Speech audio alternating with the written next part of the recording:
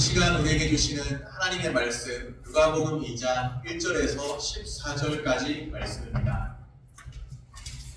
신약 성경 89쪽입니다. 그때 가이사 아구스도가 명을 내려 천하로 다 포적하라 하였으니 이 포적은 브레노가 수리아 총독이 되었을 때에 처음 한 것이라. 모든 사람이 포적하러 각각 고향으로 돌아가매 요셉도 다윗의 집 족속이므로 갈릴리 나사렛 동네에서 유대를 향하여 베들레헴이라 하는 다윗의 동네로 그 약혼한 마리아와 함께 포적하러 올라가니 마리아가 이미 잉태하였더라. 거기 있을 그때 해산할 날이 차서 첫 아들을 낳아 광고로 싸서 구유에 미었으니 이는 여관에 있을 곳이 없음이러라. 그 지역의 목자들이 밤에 밖에서 자기 양떼를 지키더니 주의 사자가 곁에 서고 주의 영광이 그들을 두루 비추매 크게 무서워하는지라. 천사가 이르되 무서워하지 말라. 보라, 내가 온 백성에게 미칠 큰 기쁨의 좋은 소식을 너희에게 전하노라. 오늘 다윗의 동네에 너희를 위하여 구주가 나셨으니 곧 그리스도 주시니라. 너희가 가서 강보에 쌓여 구유에 누워있는 아기를 보리니 이것이 너희에게 표적이니라 하더니 호련히 수많은 천군이 그 천사와 함께 하나님을 찬송하여 이르되 지극히 높은 곳에서는 하나님께 영광이요 땅에서는 하나님이 기뻐하신 사람들 중에 평화로다 하니라. 아멘. 하늘에는 영광, 땅에는 평화. 오늘은 참 좋은 날, 성탄 이브 날이고 또 주일입니다. 하나님은 영광 받으시고 우리에게는 평화가 있기를 소원합니다. 천사가 목자들에게 전한 소식이 있는데요, 큰 기쁨의 좋은 소식, 오늘 말씀에는 큰 기쁨의 좋은 소식이라고 말씀합니다. 기쁨의 좋은 소식도 참 좋은데 거기에 큰도 있어요. 그냥 좋은 소식도 좋은데 기쁨의 좋은 소식이고 큰 기쁨의 좋은 소식입니다. 천사들이 하나님을 찬송합니다. 먼저 오늘 본문의 역사적 배경을 살펴봅니다. 1절, 2절 말씀입니다. 오늘 본문 누가복음 2장 1절, 2절 말씀입니다. 우리 같이 한번 읽어볼까요? 그때 가이사 아구스도가 명을 내려 천하로 다 포적하라 하였으니 이 포적은 브레노가 수리아 총독이 되었을 때 처음 한 것이라. 아멘. 1절, 2절 말씀을 우리가 좀 더 쉽게 이해할 수 있도록 현대인의 성경을 통해 한번 확인해 보겠습니다. 현대인의 성경은 1절, 2절 말씀을 이렇게 번역했습니다. 그 무렵 아우구스투스 황제가 로마 제국 전역에 인구조사를 하라는 명령을 내렸다. 이 인구조사는 브레노가 시리아의 총독으로 있을 때 처음으로 실시한 것이었다. 때는 당시 세계를 지배하던 로마 황제 아우구스투스와 시리아 총독 브레노가 통치할 때입니다. 신약 성경의 배경이 다 보면은 로마가 지배하던 그런 시대입니다. 그리스 로마 우리가 잘 알고 있죠. 그리스 로마 하면 신화밖에 생각나지 않는데 어쨌든 로마가 지배하던, 특별히 로마 황제가 통치하던 그런 때입니다. 이때 예수님이 이 땅에 나셨습니다. 성탄이 무슨 뜻인가요? 성탄, 거룩할 성자에 태어날 탄자를 씁니다. 거룩하게 태어난다. 문자적인 뜻은 거룩한 태어남, 거룩한 탄생을 말하는 것이죠. 전통적으로 우리가 고백하는, 우리 믿는 자들이 고백하는 근본적인 5개 조항이 있습니다. 첫째로 정황무오한 하나님의 말씀입니다. 이것이 첫 번째, 정황무오한 하나님의 말씀. 우리는 하나님의 말씀을 정황무오한 말씀으로 믿습니다. 정황무오한 하나님의 말씀, 성경입니다. 이것이 첫 번째 고백이고요. 5개의 조항이 있는데 두 번째부터는 다섯 번째까지는 다 예수님에 대한 것이에요. 두 번째는 예수님의 동정녀 탄생입니다. 세 번째는 예수님의 십자가 대속입니다. 네 번째는 예수님의 몸의 부활입니다. 정신적 부활 아니고요. 몸의 부활. 예수님이 몸으로 다시 사셨다. 다섯 번째는 예수님의 역사적 재림입니다. 예수님이 역사적으로 다시 오신다. 근본적인 오개조항이 있는데요. 이 근본적인 오개조항은 1920년, 30년대 바로 그 직전에 자유주의 신학이 교회에 도전해 왔습니다. 성경은 편집된 인간의 산물, 그리고 예수님은 하나님의 아들이 아니라 그냥 인간, 한 인간에 불과한 사람, 그런 식으로 도전해 왔다는 거죠.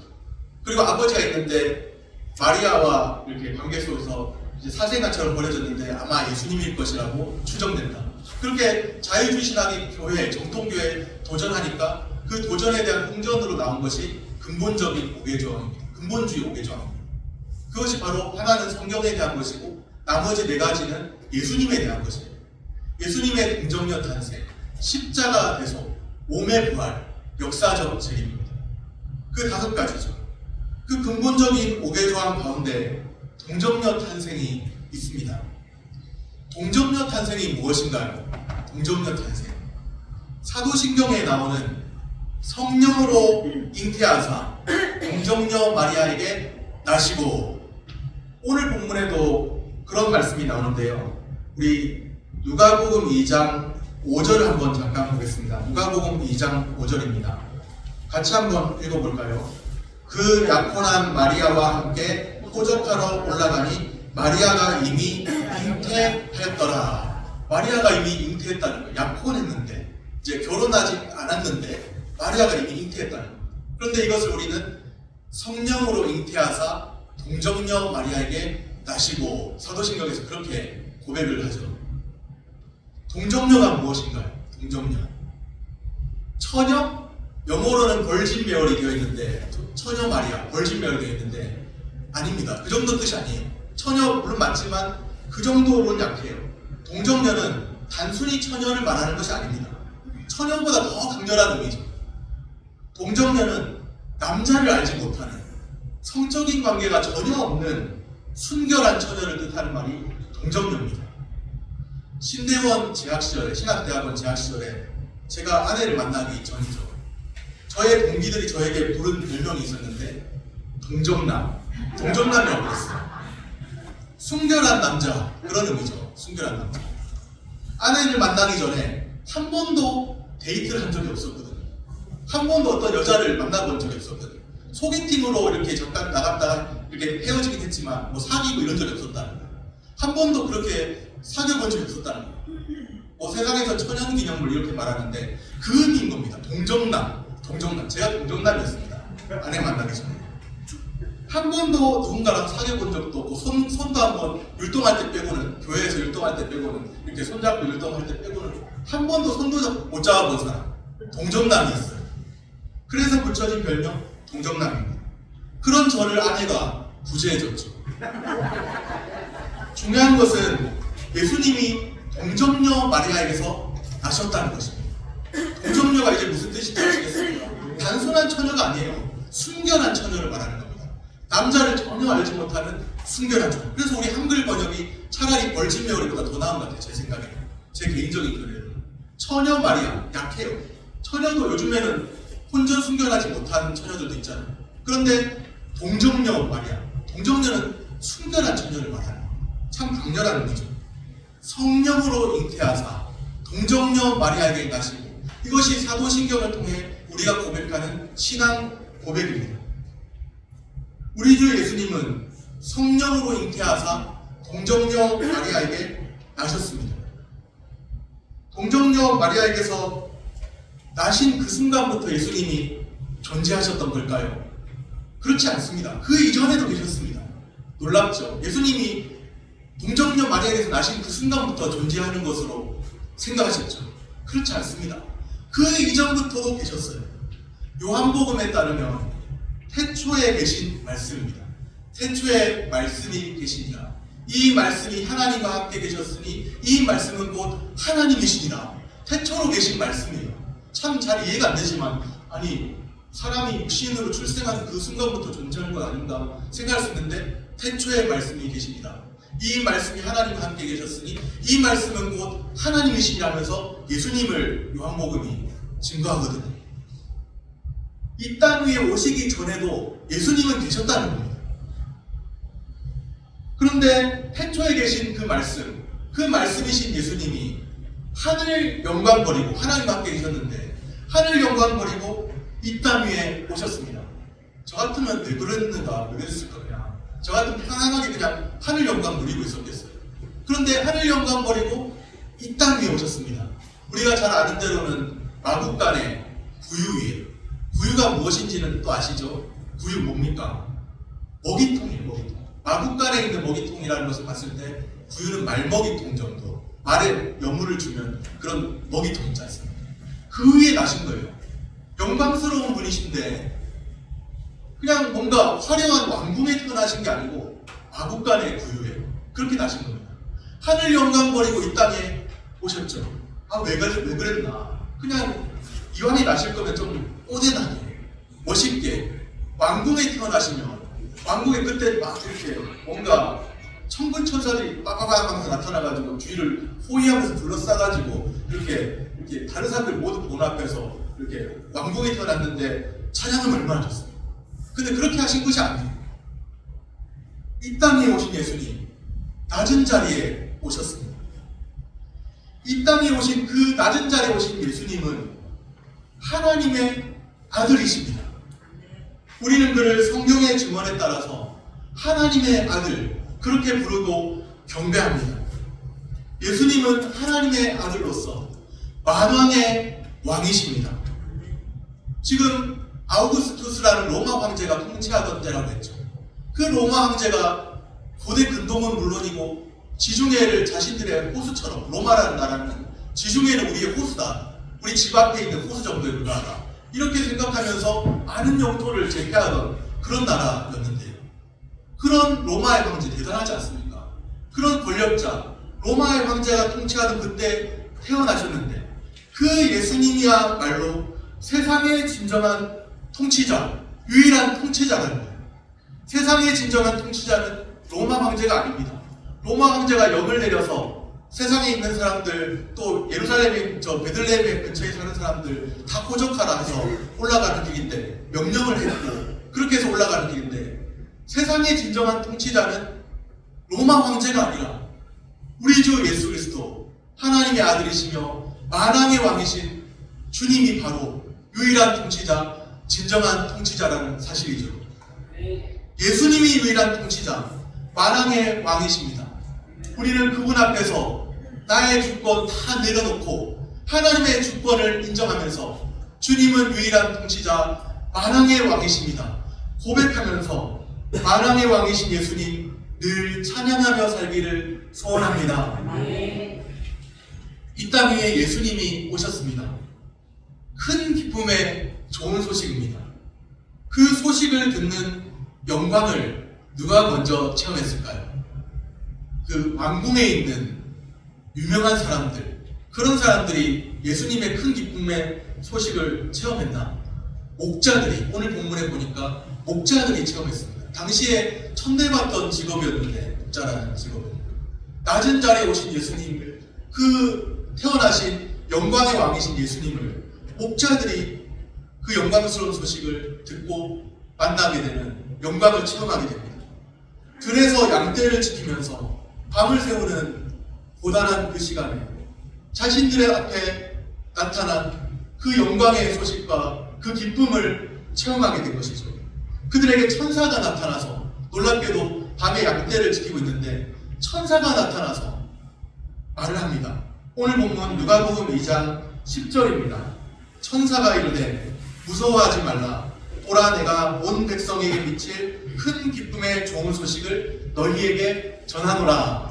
천사가 갑자기 밤에 나타나니까 얼마나 무섭겠어요. 밤에 누군가가 갑자기 앞에 딱 지나가면, 까만 옷을 입고 지나가면 우와 하고 깜짝 놀라가지고 막 귀신인 줄 알고 그러는데, 천사가 갑자기 딱 나타나니까 얼마나 놀랬겠습니까? 그러니까는 무서워하고 하니까 천사가 이르되 무서워하지 말라 하면서, 보라, 내가 온 백성에게 미칠 큰 기쁨의 좋은 소식을 너희에게 전하노라. 그렇게 큰 기쁨의 좋은 소식을 전달한 것이죠. 양들의 울부짖음을 제외하고는 아무것도 들리지 않습니다. 고요한 밤입니다. 그 고요한 밤에 그때 갑자기 나타난 천사와 천상의 빛을 보았죠. 목자들을 압도하는 주의 영광의 빛입니다. 무서워하는 목자들에게 천사가 전한 소식, 온 백성에게 미칠 큰 기쁨의 좋은 소식입니다.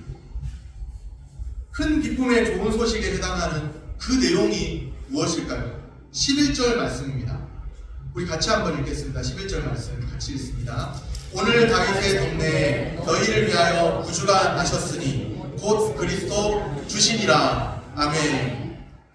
오늘 다윗의 동네에 너희를 위하여 나셨다. 너희를 위하여 나신 분, 너희를 위해 오신 분이 계신다. 그렇게 말씀하는 거예요. 이것이 큰 기쁨의 좋은 소식인 것은 우리와 상관이 없는 소식이기 때문이 아니라 우리와 상관이 있는 소식이기 때문에 큰 기쁨의 좋은 소식인 겁니다. 그러면 어떤 분이 오셨길래 우리에게 상관이 있다는 건가? 우리 사람에게 상관이 있다는 건가? 오늘 다윗의 동네에 너희를 위하여 구주가 나셨으니 곧 그리스도 주시니라. 천사는 탄생하신 아기 예수님께 세 가지 호칭을 사용하죠. 첫째는 구주입니다. 둘째는 그리스도입니다. 셋째는 주입니다. 첫째로 구주입니다. 하나님을 구원자로 표현하는 것과 같은 맥락입니다.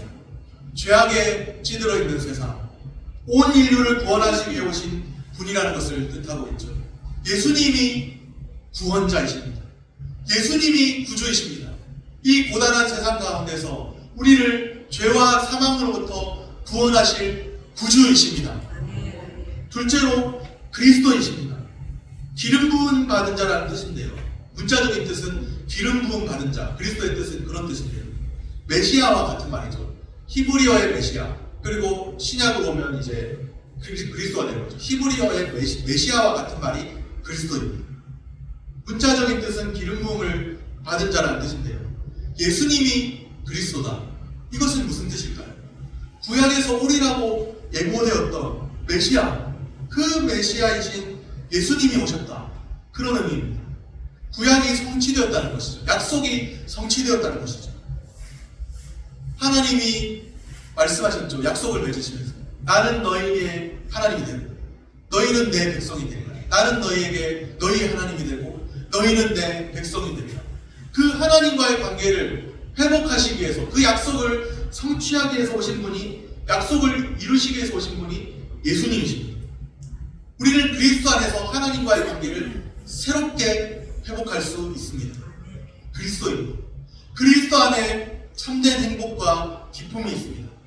제가 최근에 이제 노예 목사님들하고 만나고 뭔가 상대평가를 하게 되면서 여러 가지 생각이 든 게 있었어요. 좀 잠깐이나마 생각하게 된 것이 있었는데, 기도하는 중에 그 생각에 대해서 약간 조정되는 그런 것을 한번 생각하게 되었는데요. 그것이 무엇인가 하면 행복과 기쁨은 소유의 넉넉함에 있지 않다는 겁니다.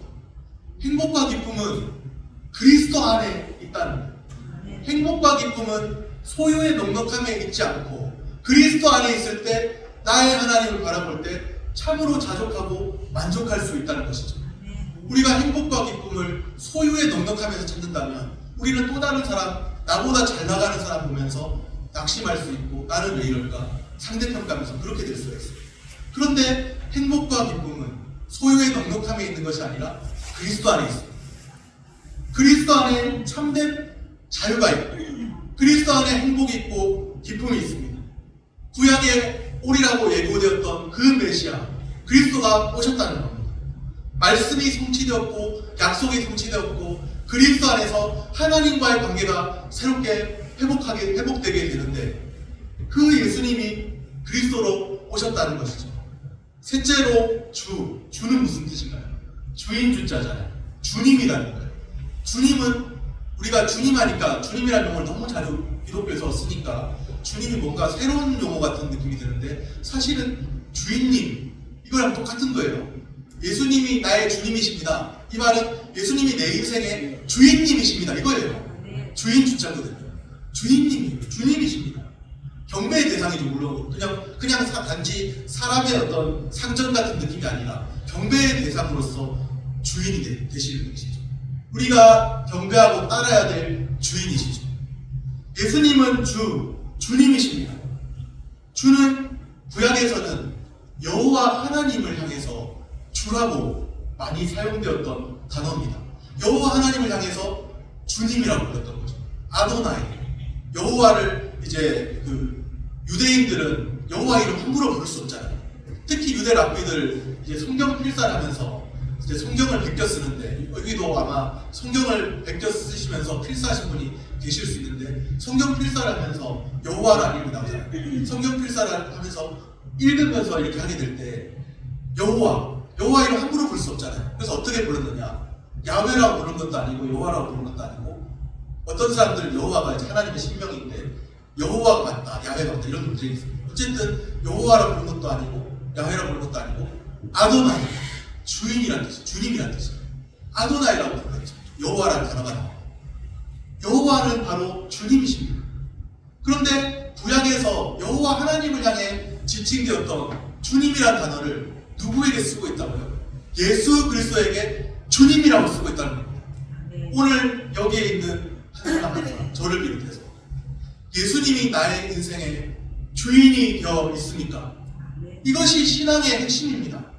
예수님이 우리의 구원자 되시고, 예수님이 그리스도, 하나님의 약속을 성취하시는 그리스도가 되시고, 메시아 되시고, 또 주님 되시고, 이것이 신앙의 핵심이에요. 그런 분이 이 땅에 오셨다는 거예요. 천사는 베들레헴에서 나신 예수님을 구주가 나셨으니 곧 그리스도 주시니라. 우리를 죄와 사망에서 해방시키시고, 죄와 사망의 권세에서 해방시키시고, 우리를 자유케 하시는 분, 구주가 나셨으니 구원하실 주님, 그 주님이 바로 그리스도 주님이시다. 그렇게 말씀합니다. 당시 사회에서 천대받던 비천한 자들, 목자였는데 그들에게 나타나셔서 큰 기쁨의 좋은 소식을 들려주십니다. 예수님은 그 비천한 자들에게 그냥 낙심하고 고단한 생활 가운데, 그렇게 고단한 가운데 머물러 살지 않도록 그들에게 기쁨과 소망을 주기에 오셨습니다. 진짜 소망을 주기에 오셨습니다. 세상에서 소유의 넉넉함으로 얻어지는 그런 소망 말고 진짜 소망 주기 위해서 큰 기쁨과 자유와 구원의 복된 소식 주시기 위해 오셨습니다. 온 백성에게 미칠 큰 기쁨의 좋은 소식입니다. 목자들에게만 아니라 온 백성에게 미칠 큰 기쁨의 좋은 소식입니다. 베들레헴 목자들뿐만 아니라 온 백성에게, 또 오늘 우리에게도 큰 기쁨의 좋은 소식입니다. 예수님은 우리를 위해 오신 구주이시며 주와 그리스도이십니다. 진실한 우리의 신앙 고백되기를 소원합니다. 기쁨의 소식을 전한 천사가 누구였을까요? 성경에 명확하게 나오지 않지만 마태복음이나 이런 데 다른 데 보면 가브리엘, 천사 가브리엘이지 않았을까 그렇게 추정되는데요. 기쁨의 좋은 소식 전할 때는 천사 가브리엘이 자주 등장하더라고요. 그런데 온 백성에게 미칠 큰 기쁨의 좋은 소식을 전했죠. 그때 호련히 수많은 천군이 나타났습니다. 천군이 무엇인가요? 하늘의 군대, 하늘천자, 하늘의 군대라는 뜻이죠. 일군의 천사들, 한 무리의 천사들이 나타났습니다. 큰 기쁨의 좋은 소식을 목자들에게 전하면서 이것은 목자들에게만 아니라 온 백성에게 미칠 큰 기쁨의 좋은 소식이다 하고 천사가 소식을 전했는데, 그때 한 무리의 천사들이 갑자기 나타났다는 거예요. 그 수많은 천군 천사들이 나타나서는 하나님을 찬양합니다. 하나님의 아들 예수 그리스도의 그 영광을 찬양합니다. 구주가 탄생하신 크고 놀라운 소식을 선포하려는 것이죠. 마치 찬양대가, 오늘 우리도 찬양대가 나와서 호산나 찬양대가 찬양했잖아요. 그런 것처럼 우리보다 더 많은 숫자의 천사들이 함께 나타나서 하나님을 찬양합니다. 천사가 전한 소식이 맞다는 것을 확증하면서, 옳다는 것을 확증하면서 하나님을 찬양해요. 14절 말씀입니다. 14절 말씀 한 목소리로 같이 읽겠습니다. 지극히 높은 곳에서는 하나님께 영광이요 땅에서는 하나님이 기뻐하신 사람들 중에 평화로다. 아멘. 천군 천사의 찬양의 노래예요. 지극히 높은 곳에서는 누구에게 영광? 하나님께 영광. 땅에서는 하나님이 기뻐하신 사람들 중에 무엇이라고요? 평화. 하나님께는 영광이요 우리에게는 평화. 이것이 천군 천사가 나타나서 예수님이 오셨을 때, 이 땅에 오셨을 때, 또 천사가 큰 기쁨의 좋은 소식을 전했을 때 천군 천사가 나타나서 찬양한 노래입니다. 찬양한 노래예요. 천군 천사가 찬양한 노래, 찬송의 내용이라는 거예요. 그 찬송의 내용을 이해하기 쉽게 전반부 후반부로 구분할 수 있습니다. 우리가 방금 읽었던 말씀을 전반부 후반부로 구분할 수 있다는 거죠. 전반부와 후반부가 완벽한 대꾸를 이루고 있는 아름다운 찬양입니다. 앞부분은 하늘과 뒷부분은 땅과 관련되어 있습니다. 서로 대꾸를 이루고 있는 세부적인 내용들이 있죠. 지극히 높은 곳, 하늘을 향해서, 하늘은 우리가 닿을 수가 없는 곳이잖아요. 그래서 지극히 높은 곳, 그렇게 부르고, 그 지극히 높은 곳과 대조되는 것이 땅입니다. 지극히 높은 곳과 땅이 대꾸를 이루고 있고요. 하나님과 사람이 대꾸를 이루고 있어요. 하나님께는 영광이요 사람에게 평화로다면서 하나님과 사람이 대꾸를 이룹니다. 그리고 하나님께 돌아가야 될 영광, 사람이 누려야 될 평화가 대꾸를 이룹니다. 그러니까 지극히 높은 곳과 땅이 대꾸를 이루고, 하나님과 사람이 대꾸를 이루고, 영광과 평화가 각각 대꾸를 이루고 있어요. 대칭을 이루고 있어요. 전반부와 후반부 그렇게 되어 있습니다. 이것이 바로 천군 천사의 노래인데, 예수님의 오심은 하늘에는 영광이요 땅에는 평화입니다. 하나님께 마땅히 돌아가야 할 것은 영광입니다. 또 오늘 우리가 누려야 할 것이 있다면 평화입니다. 오늘 우리는 예수님으로 인해서 하나님께 영광 돌리고, 또 우리 마음에 주 예수님의 평안이 있는 사람들인가요? 예수님이 말씀하셨습니다. 내가 주는 평안은 세상이 주는 것과 같지 아니하니, 그렇게 말씀하셨어요. 세상이 줄 수도 없고 알 수도 없는 평안, 예수님으로 인해서 하나님께 영광 돌리며 살고 있고, 예수님으로 인해서 우리 마음에 예수님으로 인해 누리고 있는 평안이 있습니까? 하나님께는 영광이, 오늘 우리에게는 참된 평화가 있기를 소원합니다. 심신의 고단함을 경험하고 있는 분이 계시다면 하나님께 영광이, 오늘 우리에게는, 우리 심령에는 주님이 주시는 은혜와 평강이 있게 되기를 축복합니다. 말씀을 정리합니다. 예수님이 유일한 통치자, 만왕의 왕이십니다. 나의 주인은, 내 인생의 주인은 내가 아니요 우리를 다스리시는, 나를 다스리시는 하나님이십니다. 믿는 자는, 예수 그리스도를 믿는 자는 하나님의 주권과 섭리를 인정하면서 나를 오늘도 다스리시는 하나님을 나의 왕으로 인정하는 사람입니다. 예수님을 믿는다 하면서 예수님이 나의 왕이 안 되어 있다면 그것은 잘못된, 좀 이렇게 수정되어야 할 믿음이랄까요? 예수님이 나의 왕이십니다. 만왕의 왕이시고 나의 왕이십니다. 우리를 위해 오신 구주, 주와 그리스도이십니다. 그것이 나와 상관없는 소식이라면 기쁨의 소식이 아니죠. 그런데 나를 구원하기 위해서, 나에게 참 자유 주시기 위해서, 나의 고단함을 아시는 주님이 나의 구주 되시기 위해서, 나의 주인이 되시기 위해서, 나의 그리스도가 되시기 위해서 오셨습니다. 예수님의 오심은 하늘에는 영광이요 땅에는 평화입니다. 우리 주 예수 그리스도를 경배하고 따르면서 하나님께 영광 돌리고 주 예수님이 주시는 은혜와 평강을 마음껏 누리시기를 바랍니다. 교회당에 와서 주님이 주시는 은혜와 평강이 우리 마음에 있게 되기를 소원합니다.